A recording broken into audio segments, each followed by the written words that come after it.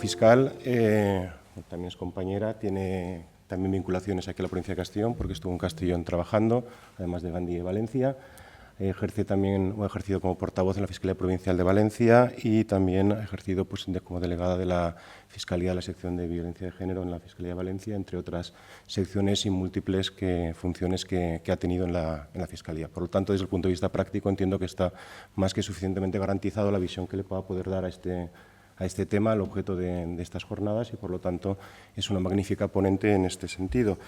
En cuanto a su currículum, la verdad es que para intentar resumirlo en el breve periodo de tiempo y a las horas en las que nos encontramos, pues costaría bastante, pero nos podemos ceñir a la hora de manifestar que Susana ha participado en múltiples cursos de formación, tanto a nivel de jurídico, propio de formación de jueces y fiscales, como también de otros operadores jurídicos.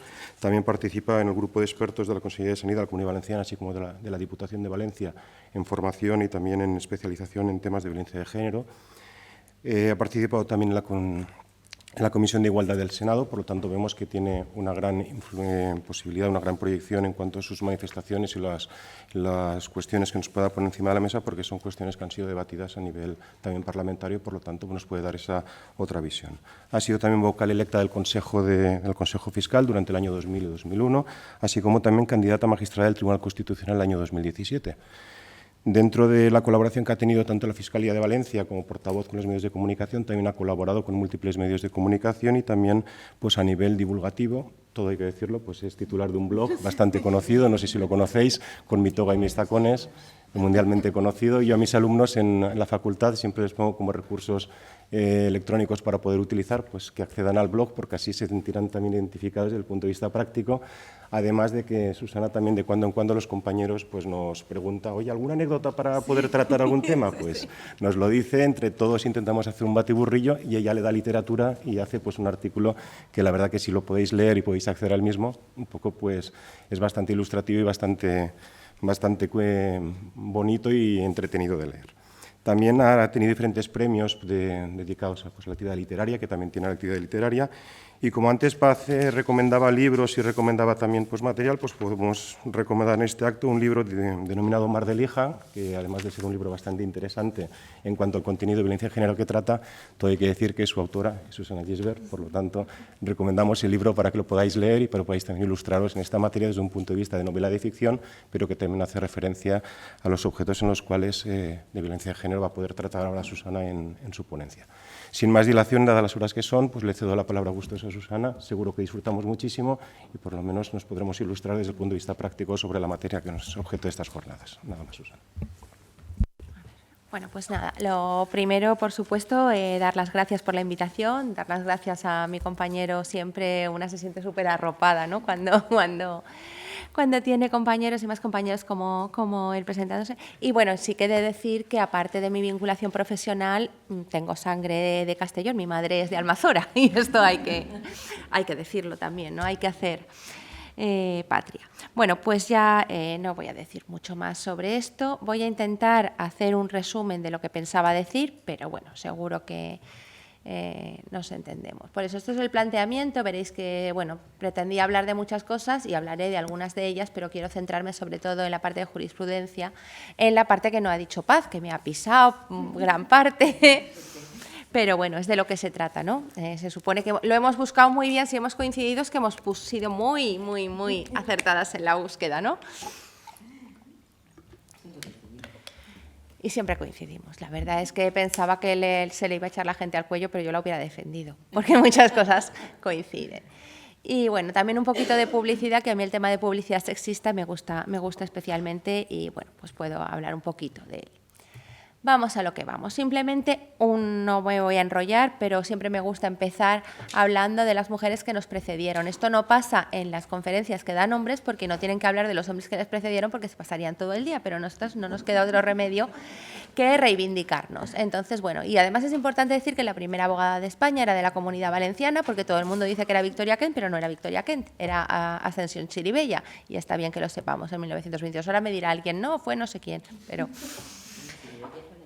Sí, es valenciana, es valenciana. La primera abogada de España fue valenciana, no fue Victoria Kent. Victoria Kent fue la primera mujer que tuvo un cargo público, pero como veréis, y Clara Campoamor, que ya sabemos todos que es la artífice del voto femenino, el único sufragismo que salió directamente del Parlamento y que no lo reivindicamos en la medida que vale.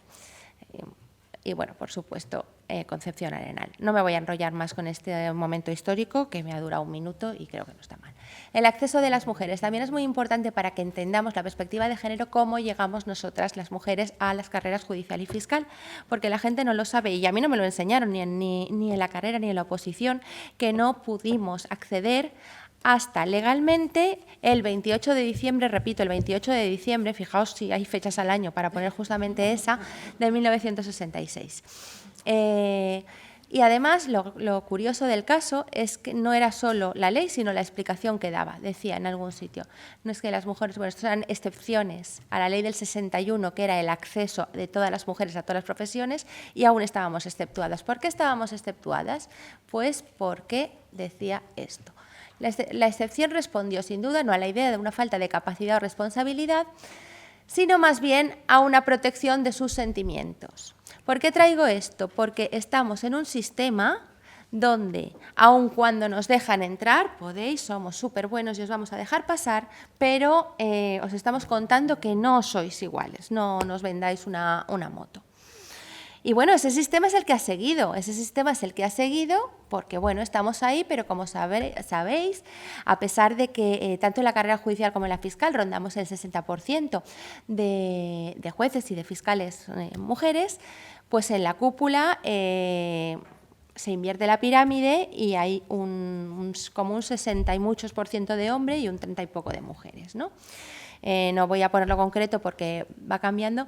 Muchas veces nos decían, no, pero es que como no podíais entrar, pues entonces no teníais la antigüedad suficiente, pero es que ya hace mucho, ¿eh? Estas primeras que entraron, no en el 66, porque en el 66 es cuando nos dijeron que podíamos. Pero claro, hay que estudiar una carrera y ponerse, ¿no? Entonces hasta el 70 y bastantes, nada. Hecho bueno, esto es una curiosidad, ¿no? Que es de dónde salió, cómo empezó todo, ¿no? En una pregunta de una orden que era que declare si las mujeres pueden o no opositar. Vamos a la igualdad formal, esto lo voy a pasar por encima, simplemente os quiero contar que el sistema, a pesar de que ya podíamos entrar, la Ley Orgánica del Poder Judicial apenas tenía en cuenta que las mujeres nos podíamos quedar embarazadas, que teníamos estas cosas, y el Estatuto Orgánico del Ministerio Fiscal, que es del 81 poco, pero el reglamento ya, si nos vamos, que es del 69, pues ni os cuento, ¿no? Entonces, cada vez que pasa algo, a mí personalmente me pasó cuando estuve en el Consejo Fiscal, que tuve la ocurrencia, ya ves tú, de quedarme embarazada y no sabían cómo resolverlo. De hecho, sigue sin haber una norma, ¿no? Entonces, al final me dijeron, bueno, pues mira, no vayas, pero vas, pero entonces, y al final fui embarazada y fui cuando estaba de baja, para no perder además el voto de la lista a la que yo pertenecía, porque el siguiente que entraba no era de la lista, pero no te podemos pagar las dietas porque estás de baja. Este fue el resumen, ¿no? Es una anécdota, pero dice mucho. Bueno, pues bien, legislativamente hay una comisión de igualdad ahora en el Consejo Fiscal, pero legislativamente no hay aún una norma que prevea algo tan extraordinario como que una mujer, como que un miembro del Consejo Fiscal se quede embarazada. Esto es todo lo que os he contado así. ¿Veis si voy deprisa? Y bueno, ahora vamos a las leyes. La Ley Orgánica 1/2004, os ha hablado Paz, bueno, nos la sabemos todos de memoria. Yo solo quiero hacer una pincelada muy rápida relacionando con lo que ha dicho Paz del artículo 153.1, el 171 y demás, que yo el debate que tú planteas me lo planteo, pero para eso el código no tendría que decir lo que dice, porque el código lo que dice es el hombre que pega a una mujer. Chimpún. No dice que tenga que haber, no es una ley penal en blanco, no hay ninguna remisión a la ley orgánica, y mientras diga eso, claro, la interpretación fácil es esa. jurídicamente quizás más correcto sería ir en el sentido que tú dices, de que fuera todo general y el agravante, pero como lo vamos haciendo todo a trozos, nos encontramos con cosas tan absurdas como que si lo analizáis con calma, el artículo 148 discrimina a la mujer. Pero es que discrimina penológicamente. Y sobre todo cuando no había agravante de género. El artículo 148, al introducir entre una de las agravantes que no son cumulativas, sino que con que haya una se aplica, el hecho de que sea su mujer o persona o su esposo o persona a la que se haya unida por una larga relación de afectividad y todo esto, y usar armas, nos encontramos con que cuando se usan armas y es una mujer, la pena es en toda su extensión.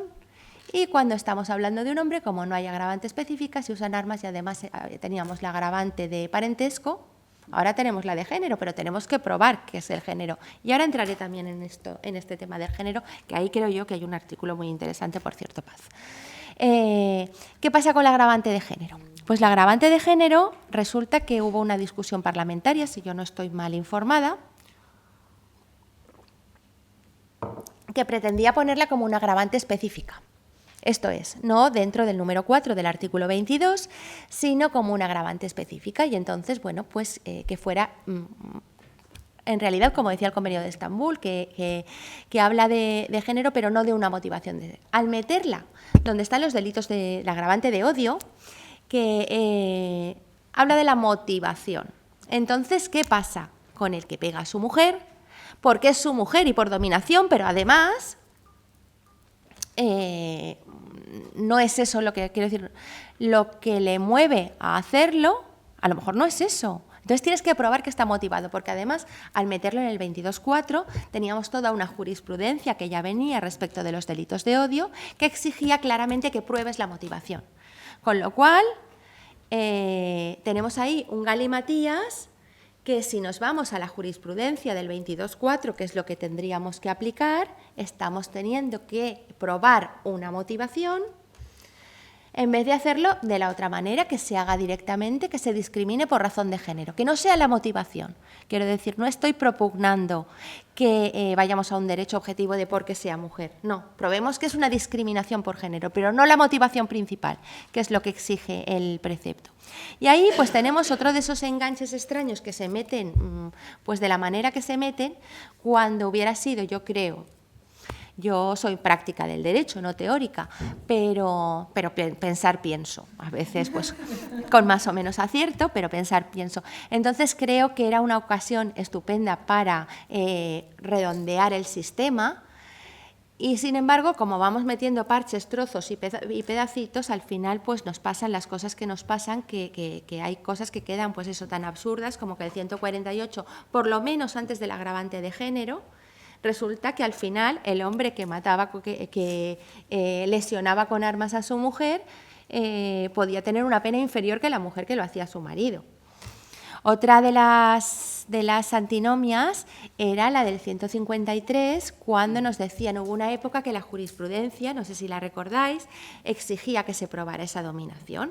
Entonces, lo que hacía, además esto fue a raíz de un caso de un juez contra una notaria o al revés, que eran pareja. Entonces, lo que hacía era lo que llamaba degradar a falta. Degradaba a falta si encontraba que no había la motivación. Pero ojo, cuidado, que como remitía a lo que decía el artículo 1 de la Ley Orgánica 1/2004, si seguía desarrollando la cuestión, nos encontrábamos con que podíamos degradar, nunca lo hizo, pero jurídicamente era la consecuencia lógica, podías degradar a falta para el hombre que agredía a su mujer, pero no para la mujer que agredía al hombre. Claro, todo esto hace que el sistema pues se tengan que inventar cosas. Hay veces que tienen que estirar, inventar cosas. Yo a mí confieso, bueno, iba a decir en secreto, grabado y todo, pero he de decir que esa sentencia famosa que todo el mundo saca o para darnos en la cabeza o para aplaudirnos, de Vicente Magro, donde en una agresión recíproca dice que está bien que se le pene más al hombre que a la mujer, la verdad es que me causa espanto. Ojo, cuidado. Me causa espanto, primera, porque con el derecho penal puro y duro y tal conforme está redactado, había una cosa muy fácil, que es aplicar el libre arbitrio dentro de la pena. ¿Por qué te tienes que ir a la pena máxima si podrías castigarlos exactamente igual? Yo, como práctica del derecho, cuando me encuentro en estos casos, si veo que es una agresión recíproca en más o menos igualdad de condiciones, como la ley sí me permite poner la misma pena, aunque si me voy al grado máximo o al mínimo no, pero sí que hay un trozo, pues cuando encuentro que es una agresión recíproca, que es lo que dice esta sentencia, pues me voy ahí. Entonces, ni me gusta la argumentación, ni me gusta tampoco el resultado. Y además, tampoco me gusta que nos engañen, como si fuéramos tontos y tontas, porque se podría decir perfectamente que en este caso solo con que la agresión hubiera sido en el domicilio de él, cosa que no es extraordinaria. Estas agresiones ocurren muchas veces en el cumplimiento del régimen de visitas. El niño está en una casa o está en otra. Si ocurre en el domicilio de él, ella está más penada, por ley, porque te vas a la mitad superior, al subtipo agravado. Esto no lo explica nadie y es así. Entonces, cuando te dicen, no, es que los hombres, claro, tú les dices el subtipo agravado y ya, bueno, la gente que no es jurista se vuelve loca. Alguna que es jurista también, pero perdonadme que a veces soy un poco... Uy, es que estoy yendo para atrás en vez de para adelante. Solo falta que con el tiempo que tenemos. Bueno, un poquito de medios de comunicación y de la manada, de paso, ¿no? Los medios de comunicación hacen un daño terrible. También hacen una labor muy importante. Sabéis que desde la sentencia de Ana Orantes se empezó a tomar en serio la violencia el caso de Ana Orantes se empezó a tomar en serio la violencia de género. Lo que pasa es que, bueno, hemos cambiado de sistema de los medios de comunicación. Antes, pues, el periodismo era mucho más... iba mucho más despacio, estaba mucho más controlado porque la mayoría era o televisión o periodismo en papel. Ahora la eclosión de redes sociales, cualquiera que tenga 2 dedos y un móvil ejerce de periodista. Y luego, además, en las tertulias vemos que con el hecho de, de haber tenido un lío con el hermano del primo del portero del que Gran Hermano 28, pues ya puede ser tertuliano. Y, bueno, pues sales y dices cosas tan estupendas como te voy a poner un alejamiento, que esto yo lo he visto. Pero bueno, vamos a lo que pasa. Lo que sí que quería avanzar de esto es la evolución. Aunque no lo creamos, ahí tenemos unas imágenes que, sobre todo en la Comunidad Valenciana, todos las recordemos claramente, las niñas de Alcácer. Cuando las niñas de Alcácer, yo creo que nadie se planteó que era una agresión machista. Se planteó que pobres niñas, que... el tema de la infancia, el tema de la desprotección, pero nadie hablaba del tema de violencia de género, ni violencia machista, ni violencia contra las mujeres por razón de su género, ni nada de nada. Era un hecho horroroso, eran unas niñas, pero tal. Sin embargo, en la manada ya nadie se lo ponía en duda. Yo quiero poner en valor, me horroriza esta expresión de poner en valor, pero me ha salido. Yo quiero poner en valor, repito, la reacción social. Ya sé que esto no es muy popular entre los juristas y sobre todo entre jueces y fiscales, pero yo creo que no se nos tienen que poner los pelos verdes, ni las togas, ni nada de nada por pensar que igual que nosotros salimos a la calle, porque salimos a la calle a protestar por decisiones del Ejecutivo porque no nos daba medios, ¿por qué razón la ciudadanía no puede salir a la calle a protestar siempre que lo haga dentro del respeto, por decisiones que no le parezcan bien? Yo lo planteo y creo que mientras se haga dentro del respeto y no presione. Es que les presionan, oye, pues mira, yo no me siento presionada, de verdad, ¿eh? O sea, yo tengo que calificar una cosa, pues puedo pensar, ostras, se va a armar la de Dios, ¿no? Pero no me siento presionada, ni creo que ninguno de mis compañeros se sienta presionada. Yo estoy casada con un juez y nunca se ha sentido presionado por nada, ¿no? Y entre otras cosas, por ejemplo, resolvió un tema de género muy chulo, ¿no? Del que, ahora no se habla mucho, pero el tema de los redolines del Palmar, no sé si lo conocéis, el derecho de las mujeres a que pesquen en el Palmar.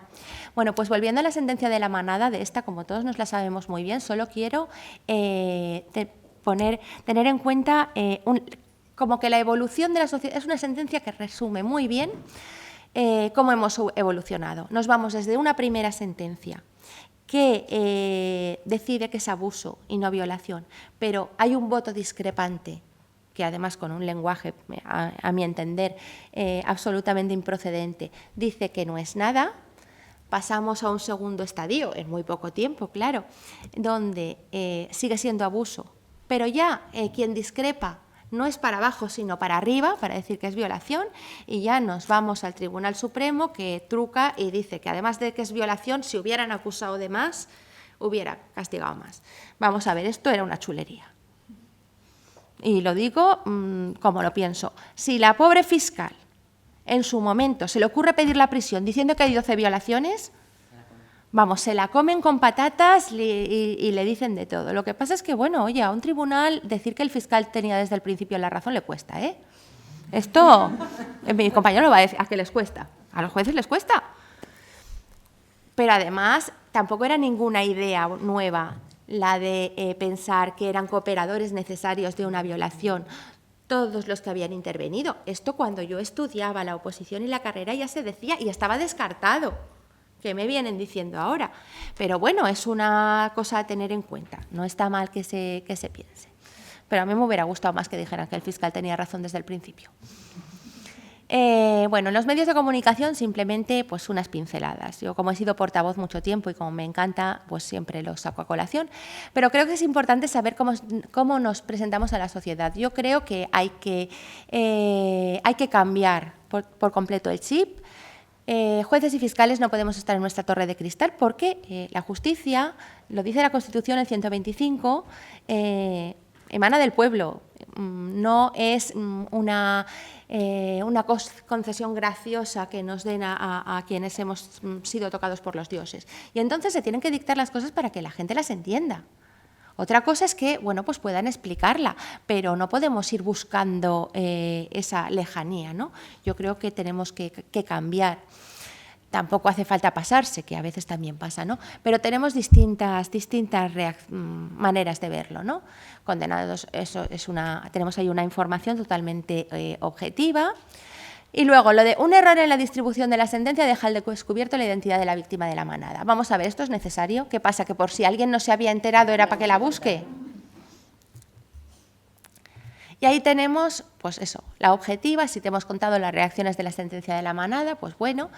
El prenda de la manada muestra su indignación repartiendo la sentencia entre otros presos. Decidme esto que aporta a alguien. Y luego, pues bueno, otros ejemplos, así rapidito. Además, ahora este lo tengo de entonces, pero ahora está de plena actualidad. ¿Creéis que todo este circo que se montó en su día hasta que apareció el cadáver y que se ha vuelto a montar es necesario? ¿A quién beneficia esto? ¿A las mujeres? No, pero es que a nadie. Y esto es que roza el ridículo. Todas las noches rezo aquí arrodillada. Anda, ahora tenemos lo de, para que no digan, yo siempre lo digo, para que no digan que solo hablo de los delitos cometidos por mujeres, pues bueno, tenemos el de Ana Julia, ¿no? También que acabamos de tener. Pero es que hasta para esto había esta visión machista, ¿no? La manera de informar sobre ella no solo se centraba en el hecho de que es una asesina, un hecho horroroso, ¿no? Pero inmigrante, mujer negra, la manzana de la madrastra Ana Julia. Son informaciones, a mi entender, ridículas e innecesarias. Pero bueno, luego tenemos estas que están muy bien. ¿Pero alguien se leería esto? Sinceramente. Muy bien, están recogidas estupendas. Si las leéis, están estupendas. ¿Creéis que eso le interesa a alguien? Tenemos que vendernos de otra manera. Y bueno, esto es un poco también respecto a redes sociales. Esa es mi cuenta de Twitter, no es para que me sigáis, aunque me podéis seguir, pero simplemente es pues por no utilizar la de otras personas y digan, ostras, qué hago ahí, salvo una que me ha dado su consentimiento. Pues eso, esto es un titular y con esto yo creo que voy a acabar el tema de medios de comunicación porque si no me voy a enrollar, pero este es muy gracioso. Bueno, gracioso entre comillas. Sufre un ataque de ansiedad tras pegar a su novia delante de sus 3 hijos pequeños en Vigo. ¿Qué habéis entendido de ahí? Que hay un señor que sufre un ataque de ansiedad. Y mirad lo que era, pega a su novia delante de sus 3 hijos.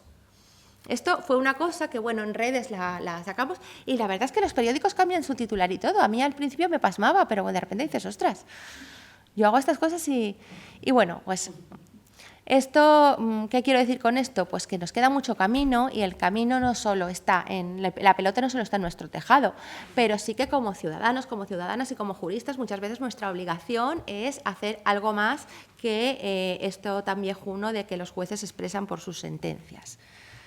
Bueno, estos son otros ejemplos, pues pillado un hombre de 34 años manteniendo una relación con una niña de 12, esto Me voy a parar un minuto en esto de soltar una ventosidad ante su pareja es violencia de género. Y me voy a parar un minuto simplemente para deciros una cosa. Esto es mentira. Esto os habrán dado ¿verdad que os ha llegado eso alguna vez? Bueno, pues es mentira porque ese juzgado lo llevaba yo y no se puso esa sentencia. Nunca. La llevamos Soco y yo y la buscamos porque... Y además, cuando os la pasen y os digan, no, porque mira, lo ha publicado, os voy a dar un par de argumentos para poder contestar. Mirad el recorte. Un recorte de periódico sin fecha, sin autor, porque siempre debajo del titular pone F, Europa, Pepita Pérez. Claro, va desde 2010, mamando por ahí. Pero, por ejemplo, el diario.es hizo un artículo basándose en este fake sin comprobar, y estoy hablando de un periódico serio, teóricamente. Así que cuidado con estas cosas, pero bueno, cuando os lo pasen, que seguro que os vendrá en un año, en medio, tal, pues lo decís, ¿no? Que aquí había una que nos dijo qué tal y además los argumentos son estos. Nada, esto lo pasaremos ahí. La perspectiva de género. Como Paz os ha descrito la perspectiva de género, además con la definición de Gloria, que es la que os iba a traer yo, pues me ha ahorrado un minuto de hablar. Pero sí que quería hacer referencia a eso. Parece que se ha puesto de moda la perspectiva de género, y que hay que hablar de perspectiva de género en todas las sentencias. Paz ha hablado de Vicente Magro, que es verdad que ha hecho mucho, por lo menos para romper el hielo de hablar de perspectiva de género, que parecía que a los jueces les salía urticaria si lo decían. Había sentencias que la aplicaban incluso por intuición, pero decirlo, jolín. Lo que pasa es que esto es, lo que voy a decir va a sonar fatal, de verdad, pero... yo estoy segura, en mi foro interno, ojalá me equivocara, ¿no?, que si en vez de llamarse Vicente Magro, se hubiera llamado Vicenta Magro y en vez de tener el pasado que tenía, hubiera tenido otro, en vez de hablar de una sentencia súper chuli que hable de perspectiva de género, hubieran hablado de una feminazi loca que la han soltado y a ver qué nos quiere decir. Esto, evidentemente, es una apreciación subjetiva que no quita ningún mérito al señor Magro, porque al fin y al cabo pues, podemos tener algo que decir de sus resoluciones, pero ha sido el primero que ha agarrado al toro por los cuernos, ha hablado de perspectiva de género y ha intentado explicar cosas y que a nadie se le pusieran los pelos de punta en el Supremo por decirlo. Dicho esto, ¿es todo perspectiva de género? Pues no.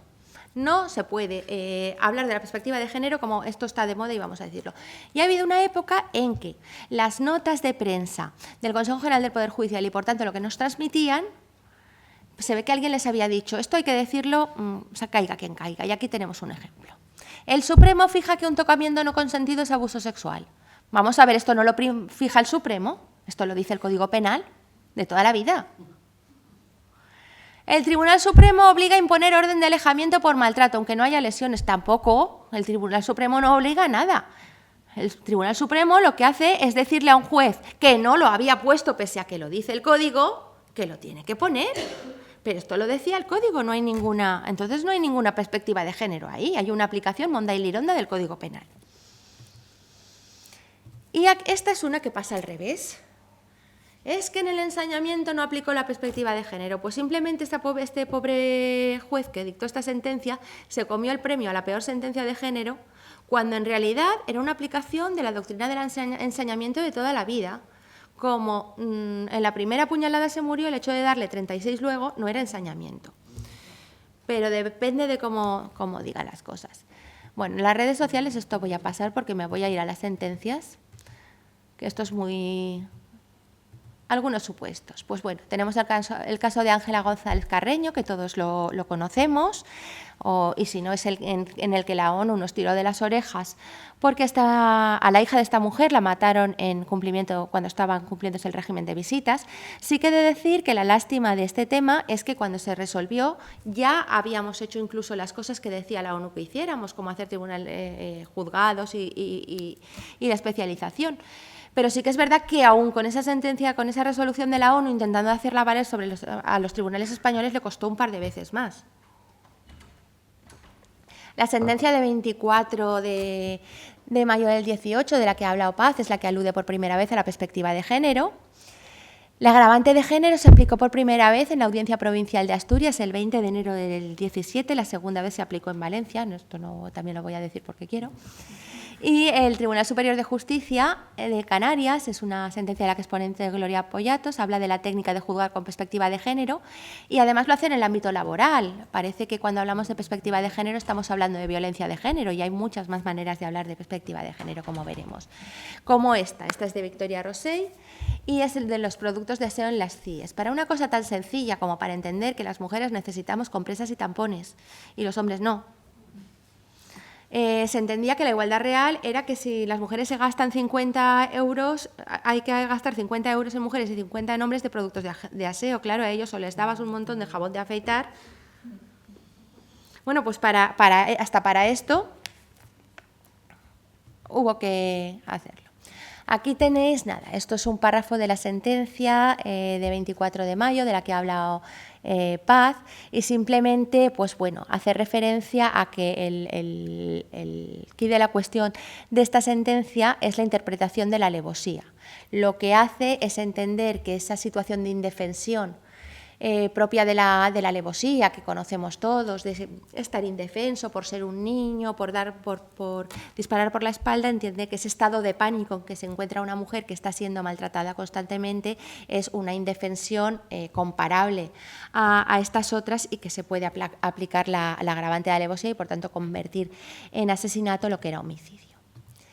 Respecto de la agravante de género, esta es un poco lo que dice la sentencia, que es el intento de dominación sobre la víctima y su consideración de esa concreta mujer, insisto, concreta mujer, como un ser incapaz de tomar decisiones sobre los aspectos más personales e íntimos de su vida. Y aquí tenemos pues, alguna sentencia más. Esta es muy reciente, y tanto, de 8 de octubre del 2019. Y bueno, lo que nos han vendido como más novedoso, insisto, nos han vendido como más novedoso es que impone la pena de privación de la patria potestad. Como todo el mundo sabemos, la pena de privación de la patria potestad se podía imponer y se imponía en muchos casos. Lo que pasa es que decía podrá, y ese podrá pues había quien lo interpretaba de una manera o de otra. Pero he de decir, y ahora me uniré a la banda de Paz, a ver, porque igual alguien me apedrea, que yo creo que esto no hay que cambiarlo. No creo que haya que imponer obligatoriamente la privación de la patria potestad. Y creo que aquí, en esta sentencia, que motiva por qué la impone en este caso en concreto, es exactamente la línea que hay que seguir. No se pueden poner reglas generales. Igual que estoy absolutamente en contra, Dios mío, dame fuerzas para soportarlo, de la frase un maltratador no es un buen padre. No me gusta esa frase ni esa utilización. Porque hay maltratadores que pueden ser buenos padres, aunque sea muy difícil, pero no se pueden hacer reglas generales y, sobre todo, hay que demostrar por qué a esa persona no se le da régimen de visitas, si se le da régimen de visitas controlado, porque que es muy fácil demostrarlo. Si ha pegado a su mujer hay una razón poderosa para entender que no se le debe dar un régimen de visitas ordinario como a cualquier persona. Pero creo que las reglas generales de que a cualquier persona condenada por violencia de género no se le dé régimen de visitas es un error que es tirarnos piedras a nuestro tejado. Y voy a poner un ejemplo. Se considera violencia de género, porque lo juzgan los juzgados de violencia de género, las vejaciones injustas, el llamar puta y zorra a una mujer, que está muy mal. Pero el hecho de puntualmente haber llamado puta o zorra a una mujer y ser condenado por eso, por un juzgado de violencia de género, no puede ser un título suficiente para que a una persona se le prive ni de la patria potestad ni de las visitas de su hijo o de su hija.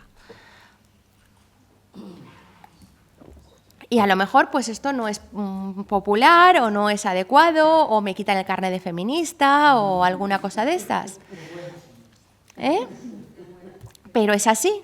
Y además creo que está mucho mejor explicar por qué lo haces, porque te cargas de razón y cuando vaya al Tribunal Europeo de Derechos Humanos o a la quinta instancia del mundo mundial que alguien cree, es mucho mejor que sea por esto y por lo otro, que sí porque sí, es como lo que nos decía nuestro padre, porque lo digo yo, pues no, porque lo digo yo no, ya somos mayorcitas, ya no son las cosas así. Entonces yo creo que está muy bien tenerlo que argumentar, pero hay que argumentarlo. Y hay que argumentar porque en cada caso concreto, algo que es un derecho del menor, no olvidemos que la patria potestad no es un derecho que muchas veces se utiliza, que esgrime tanto el padre como la madre. ¿Cuántos padres, ahora igual recupero el carnet de feminista, cuántos padres de estas asociaciones que conocemos todos, es que me han privado de la patria potestad? No, vamos a ver, esto no es un castigo para usted, es una manera de proteger al niño. Y la patria potestad, lo primero es un derecho del niño y de la niña, evidentemente. Mi lenguaje a veces no es inclusivo, de verdad que lo intento. Esto no sé por qué. Vale, vamos a la declaración de la víctima. La declaración de la víctima, y ya lo ha dicho Paz, y ahí, pues sí, los 11 criterios los he resumido muy rápido. Son 11 criterios que se establece también, en este caso es Vicente Magro, aunque a mí me gusta más una sentencia de Melgar, debe ser porque fue fiscal general del Estado, que es la siguiente que voy a traer, si no me he equivocado con el PowerPoint, que igual sí.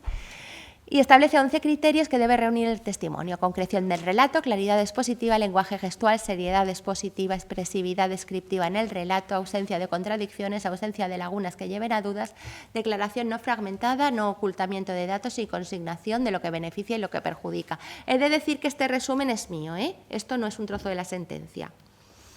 Estos 11 criterios los dice todo el mundo, no pasa nada, toda la vida veníamos hablando de la declaración de la víctima. Se estaba condenando a la gente por robos por la sola declaración de la víctima, porque decían, no, es que hay un reconocimiento en rueda. Bueno, ¿y el reconocimiento en rueda qué es? Pues una prueba que consiste en la declaración de la víctima, dice que ha sido ese. Lo que pasa es que la víctima de violencia de género no tiene que decirlo porque es su marido. Pues que lo pongan en rueda y ya tenemos otra prueba, ¿no? Pero bueno, estos 11 criterios, pero sí que hay que decir que aparte de estos 11 criterios que valen para todos los delitos, luego, y de esa parte la gente no habla tanto, hace unos comentarios que ahí sí que creo yo que hay más perspectiva de género que en lo anterior, acerca de que cuando se trata de violencia de género hay que interpretarlos de determinada manera, entre otras cosas, para cargarnos ese requisito que nos estaba hundiendo en la miseria, que es la ausencia de móviles espurios como resentimiento o venganza. Repito, espurios y no espúreos. ¿Por qué lo digo? Porque lo dijo una sentencia y se repite en el tiempo por el corta y pega. Pues bien, dice que el hecho de tener una denuncia puesta contra su marido por haberle pegado no se puede considerar un móvil espurio como resentimiento o venganza. Con lo cual nos estamos cargando esos requisitos generales y ese en concreto que estaba entendiéndose en muchos casos que estaba privando de esa verosimilitud.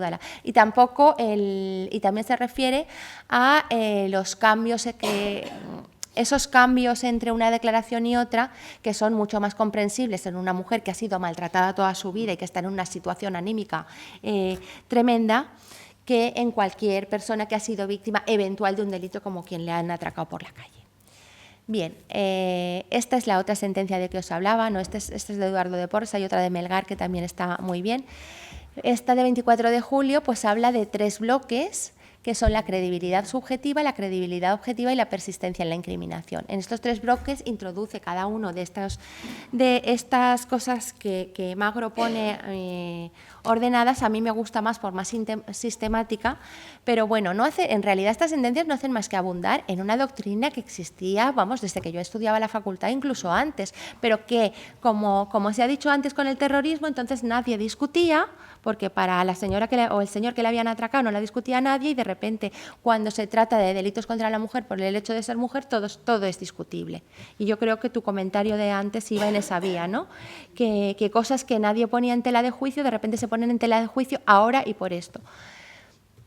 Igual me devuelven ahora el carnet.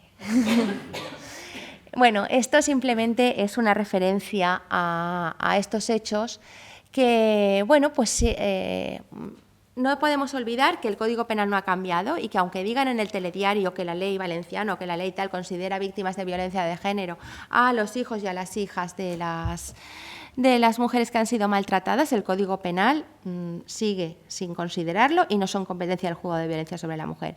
Que hemos avanzado porque en un caso lamentablemente sucedido aquí en Castellón, se ha considerado que era ya competencia de violencia sobre la mujer porque bueno, era una manera y es una manera, la peor, la más cruel de ejercer la violencia de género, pero luego veremos que a la hora de calificarlo no va a ser un delito específico.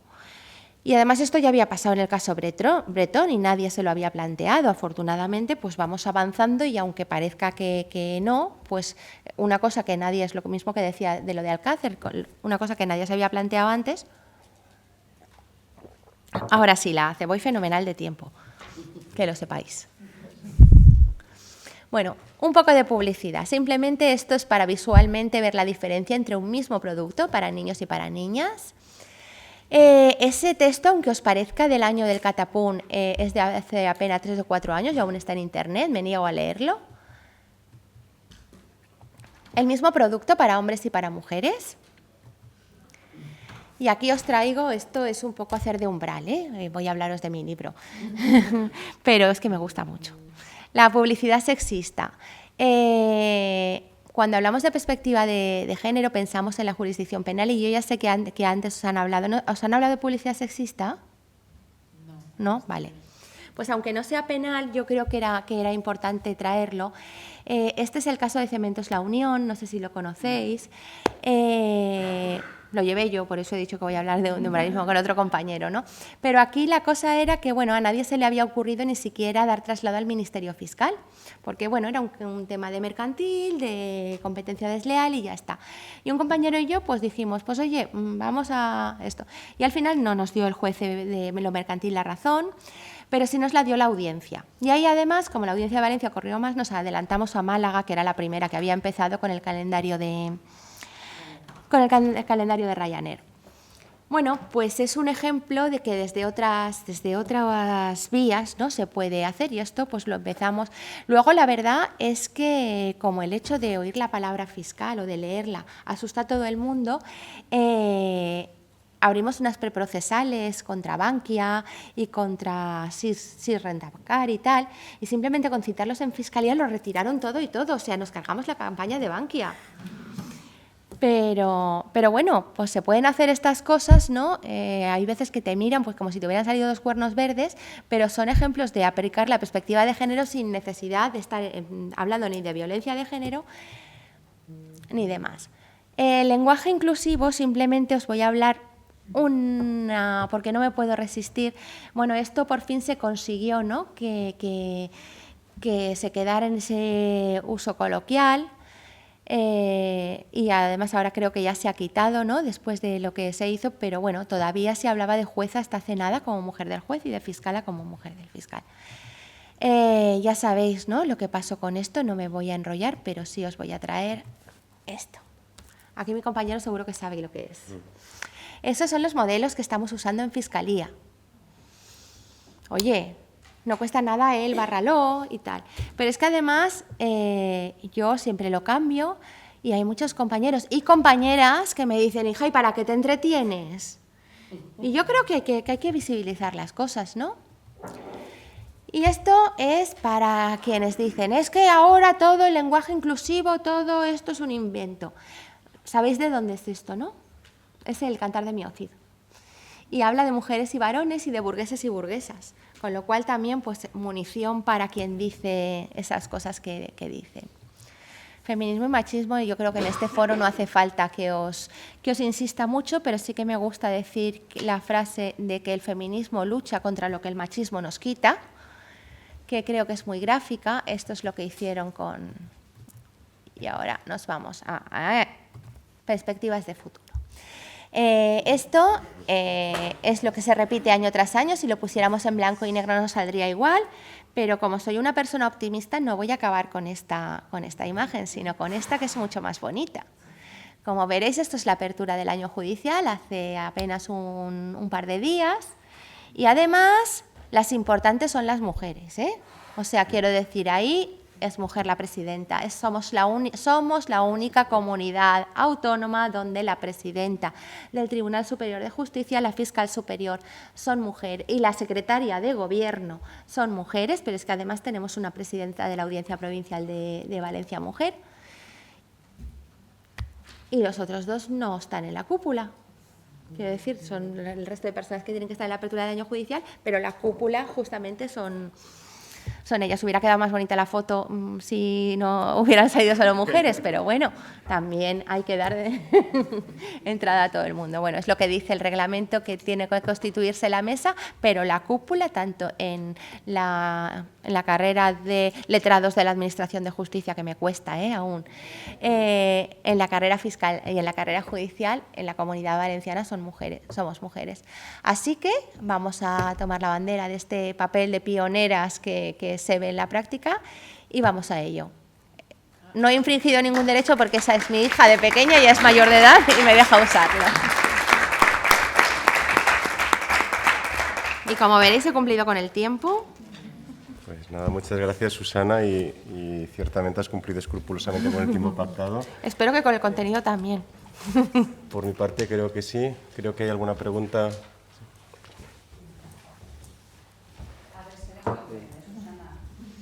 Muy bien la intervención. Didáctica, esto de las, ¿no? De hacernos un repaso de todo. Hombre, yo intento hacerlo didáctico, luego que salga o no es otra cosa. Pero tengo solo una cuestión, has dicho que no tendría que ser la regla general que los maltratadores no sean buenos padres, ¿no?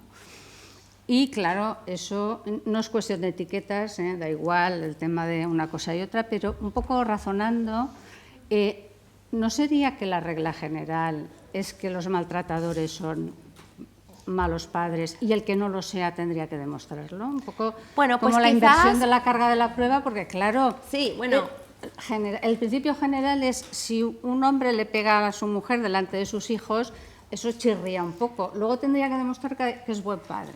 Pero claro, así de entrada... bueno, no, tendría que probarlo. O sea, quiero decir, yo partía de la base de que no por el hecho de estar condenado, y realmente si nos fuéramos al sistema que propugnaba Paz, que es que se tiene que probar, tendríamos que ese que le ha llamado zorra, que ponía yo como ejemplo, si se prueba que ha sido una cosa puntual y un insulto puntual, se probaría.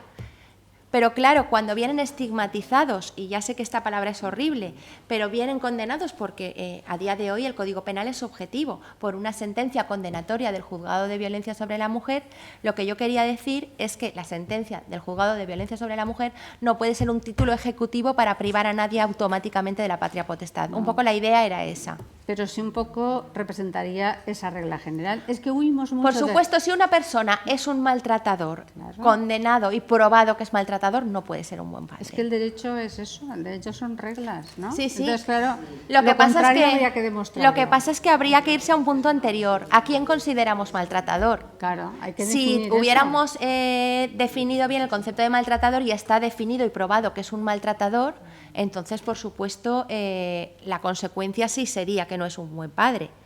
Pero que simplemente el hecho de no solo haber condenado, sino incluso estar incurso en un proceso, que eso prive a alguien de algo tan fundamental como el contacto con sus hijos, pero no solo eso, sino que prive a ese hijo o a esa hija de ese tiempo de contacto que es fundamental en la vida de una criatura. Y si luego se le absuelve, y si luego...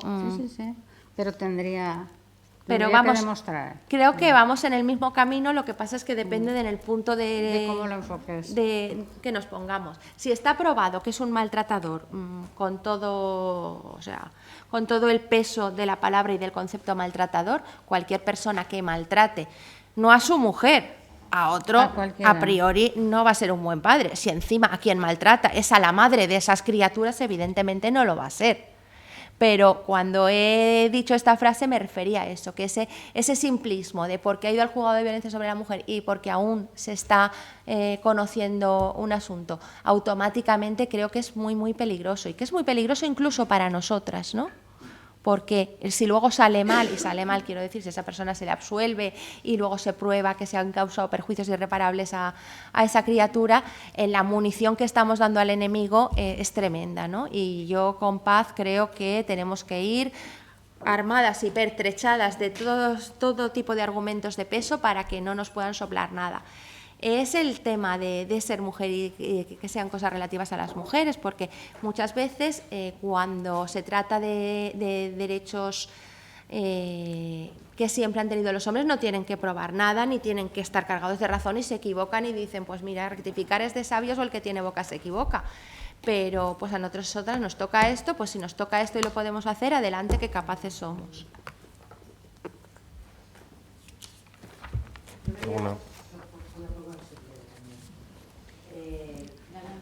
Sin duda la ley de violencia de género pues constituye un antes y un después en el ordenamiento jurídico para hacer, entre otras cosas, muy visible un problema social que no existía, ¿no? O para la sociedad no existía o se ocultaba. Pero por lo que se ha dicho aquí y por lo que todo lo que hemos evolucionado desde entonces, tenemos que repensar si sigue siendo el modelo adecuado, ¿no? Un modelo que no se replica en la mayor parte de los países de nuestro entorno. La mayor parte de los países de nuestro entorno tienen, yo desde el punto de vista penal no lo conozco bien, no sé si tienen agravantes genéricas como tú especificas, pero luego no tienen leyes de violencia de género. Tienen leyes de violencia doméstica que además son bastante menos penales, más transversales, llamémoslo así, ¿no? Aunque tienen... Bueno, también... yo creo que nuestra ley es transversal, lo que pasa es que solo se ha desarrollado Claro, la parte sí, pero penal. bueno, es transversal, pero está como muy centrada en lo penal, ¿no? Ya desde el momento del juzgado, Entonces, este año yo estuve 3 meses en Inglaterra y tuve 2 experiencias con 2 personas catedráticas de universidad, una alemana y otra inglesa, que me hablaban, claro, es que ese problema enorme que tenéis en España de violencia de género, España en las estadísticas europeas es de los que menos tiene. Es decir, que bueno, sí, ha servido tanto para visibilizarnos que ahora resulta que los únicos que la tenemos somos nosotros, ¿no? Hasta el punto y hora que salió hace poco y tuvo repercusión en la prensa el caso de la chica alemana, española, sí, que fue asesinada en Alemania por su pareja. Las manifestaciones fueron en España y no se hizo eco la prensa alemana del tema prácticamente, más que como en su caso un asesinato más de cualquiera, y lo poco que se hizo eco era para decir que el novio era turco, me parece. Y luego, los alemanes que murieron en Tenerife, la madre y el niño que murieron en Tenerife, que el otro niño se escapó y tal, las manifestaciones fueron también en España, porque en Alemania tampoco eso lo consideraban un delito especialmente... En fin, tiene su lado bueno una ley como la española, pero también tiene un lado de mostrar una realidad. Bueno, pero en Francia, por ejemplo, sí que ha salido en prensa que ponían como ejemplo a España y que querían ser como España. Sí, pero ¿es el modelo el que más se adapta ya a las circunstancias actuales? Yo no lo tengo claro. Yo no sé, yo creo que esto... Por ejemplo, perdona un momentín, una de las cosas que yo decía en mi diapositiva, en esa ley no se contemplan el maltrato que sufren las madres por parte de sus hijos adolescentes, y hay muchísimas madres solas que sufren el maltrato de sus hijos. Pero es que yo creo que, yo eso sí que no estoy de acuerdo, yo creo que no pertenece a la misma, no tiene la misma raíz a mi entender. Bueno, o sea, yo creo que el modelo de una ley, por ejemplo, creo que lo de las medidas penales y civiles es un acierto que no se ha replicado en muchas partes y es un acierto enorme. Yo que veo a esas mujeres todos los días, el hecho de que una mujer pueda irse con la tranquilidad de que no es que le dan un alejamiento y chimpún, es que le dan un alejamiento y le dicen de momento o sea, le dan una solución provisoria a su vida, creo que es un acierto importante. Creo que el hecho de que los juzgados se tengan que especializar y que sobre todo los operadores jurídicos que estamos ahí nos tengamos que especializar es un acierto enorme, y aún así queda muchísimo camino, porque en muchos casos la formación es un mero trámite burocrático. es 2 días de un cursito online y ya está. Creo que hay que formarse en serio, pero es que creo que sobre todo hay que tomar en serio a quién va a esos juzgados. Y eso parece que se está avanzando en ese sentido. Lo que no tiene sentido es que para ir a un juzgado de lo mercantil tengas que estar especializado y saber muchísimo del letrado de cambio o de lo que narices hablen en los juzgados de lo mercantil, que no tengo ni idea, y que consideren que de violencia de género puede entender cualquiera. Y ahora parece que se está abriendo la especialidad. Y yo creo que el modelo está bien, pero que como todos los edificios que tenían la responsabilidad decenal cuando yo estudiaba civil, ahora no sé lo que tendrán, pues como todos los edificios necesitan renovarse. Y creo que, bueno, que el Convenio de Estambul nos hace que consideremos la violencia de género en un sentido mucho más amplio que el de la pareja, y que hay muchísimas más cosas y que creo que además el sistema penal, técnicamente la reforma penal era una chapuza, y conforme vamos pidiendo trozos es más chapuza. Técnicamente, aunque sea efectiva y sea fruto de un consenso y fuera en su momento necesaria y demás. Pero técnicamente nos podríamos plantear que le hace falta una capa de chapa y pintura. Que las opciones podían ser 2, o la agravante genérica y los delitos iguales, o bien un capítulo específico de los delitos de violencia de género. Pero nos quedamos a mitad camino, de modo y manera que el Código Penal, tan modernos que somos, no se atreve a usar el término violencia de género. ¿No se atreve a usar, perdón? El término violencia de género. Violencia sobre la mujer es el último introducido. Pero violencia de género no lo utiliza. Y la ley procesal tampoco. Habla de juzgados de violencia sobre la mujer. Y entonces tenemos ahí un batiburrillo. En los juzgados son de violencia sobre la mujer, pero no es de toda la violencia sobre la mujer. Lo del código es violencia de género, pero ontológicamente no todo es violencia de género, porque entraría el atracador. Los delitos tampoco, porque el homicidio no tiene prevista ninguna especificidad de género. Entonces, claro, técnicamente yo creo que el sistema técnicamente es fallido, que ha podido dar resultados prácticos, pero que ahora que ya lo hemos interiorizado, la existencia del género, que a nadie se le ponen los pelos de punta, o por lo menos tiene que fingir que no se le ponen, cuando habla de perspectiva de género, sí que sería un buen momento para plantearse un sistema penal técnicamente coherente.